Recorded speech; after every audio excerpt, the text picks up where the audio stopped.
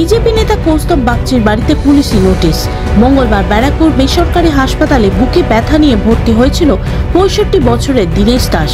এরপর মঙ্গলবার রাতেই তার মৃত্যু হয়। পেশেন্টের বাড়ির লোক মৃত্যুকে হসপিটালে গাফিলতি মনে করে বিজেপি নেতা কৌস্তব বাগচিকে জানান।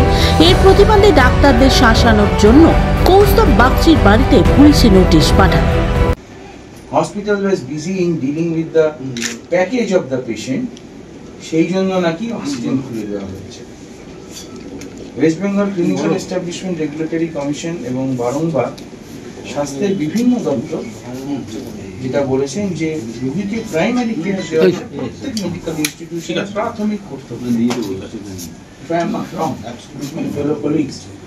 যারা দুজনেই মানে অত্যন্ত রেপুটেড ডাক্তার, সেই সব গ্রাউন্ড থেকে was it an intimidation for your hospital?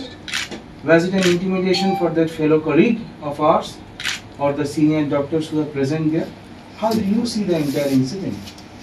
মানে আমাদের তো পাঠানো হয়েছে প্রগ্রেসিভ হেলথ অ্যাসোসিয়েশন, কারণ আমরা গত বছর অত্যন্ত দুর্ভাগ্যপূর্ণ যে ঘটনা আরজি করে ঘটে গেছে, সেখান থেকে একটা শব্দ শুনেছি, threat culture, threat culture, threat culture.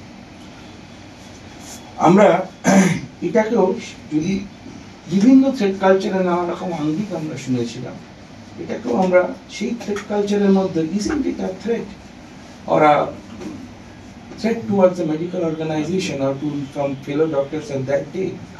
যে আমি হাসপাতাল বন্ধ করে দেবো, কাউকে বেরোতে দেবো না, লাইসেন্স ক্যান্সেল করে দেবো।